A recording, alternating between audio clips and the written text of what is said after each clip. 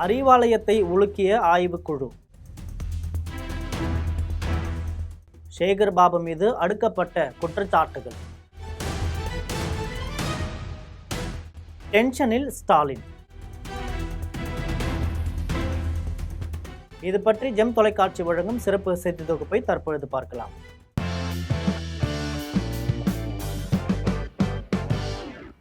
சட்டசபை தேர்தல் தோல்வி தொடர்பான திமுக கள ஆய்வுக்குழு அறிக்கையில முன்னாள் அமைச்சர் சேகர் பாபு மீது அடுக்கடுக்கான குற்றச்சாட்டுகள் முன்வைக்கப்பட்டிருக்கு.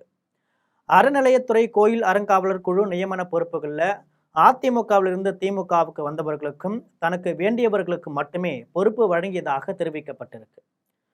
தமிழக சட்டசபை தேர்தல் தோல்வி குறித்து திமுக தலைமை அமைப்பதற்கான ஆய்வுக்குழு தனது விரிவான அறிக்கையை அறிவாலயத்தில் சமர்ப்பித்துள்ளது.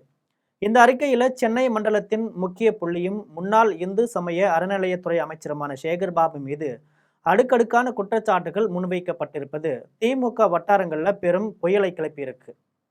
சேகர் பாபு அமைச்சராக இருந்தபோது அவர் எடுத்த சில ஒருதலை பட்சமான முடிவுகளே கட்சி தொண்டர்கள் மத்தியில அதிருப்தியை ஏற்படுத்தி தேர்தல் தோல்விக்கு வழி வகுத்ததுன்னு அந்த அறிக்கையில சுட்டிக்காட்டப்பட்டிருக்கு. அறநிலையத்துறை அமைச்சராக சேகர் பாபு பொறுப்பு வகித்த போது கோவில்களில் அமைக்கப்பட்ட நியமன பொறுப்புகளில் பாரபட்சமும் நடந்துள்ளதாக தெரிவிக்கப்பட்டிருக்கு.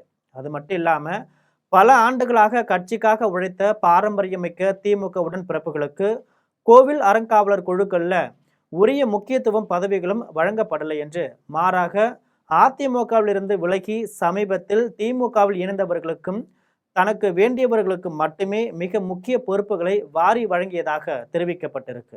இது அடிமட்ட தொண்டர்கள் மத்தியில கடுமையான கொந்தளிப்பை ஏற்படுத்தியிருக்கு. இந்த அதிருப்தி தேர்தல் நேரத்தில் திமுகவிற்கு எதிரான உள்ளடி வேலைகளாக மாறி சென்னை மற்றும் சுற்று வட்டார பகுதிகளில் கட்சியின் தோல்விக்கு முக்கிய காரணமாக அமைந்ததுன்னு கள ஆய்வுக்குழு தனது அறிக்கையில மிக அழுத்தமாக பதிவு செய்திருக்கு. ஏற்கனவே கொளத்தூர் தொகுதியில ஸ்டாலின் தோல்விக்கு சேகர் பாபு முறையாக பணியாற்றாததே காரணம் என்று சொல்லப்பட்டு வருது. சேகர் பாபு பெயரளவில் மட்டுமே தேர்தல் பணிகளை செய்ததாலேயே ஸ்டாலின் தோல்வி அடைந்தார் என்று திமுகவினரை விமர்சித்து வருகின்றனர். இதனால சேகர் பாபு மீது நடவடிக்கை பாயுமா என்ற விவாதம் தொடங்கியிருக்கு. இது போன்ற செய்தியை தெரிந்து கொள்ள தொடர்ந்து ஜெம் தொலைக்காட்சியுடன் இணைந்திருங்கள். நன்றி, வணக்கம்.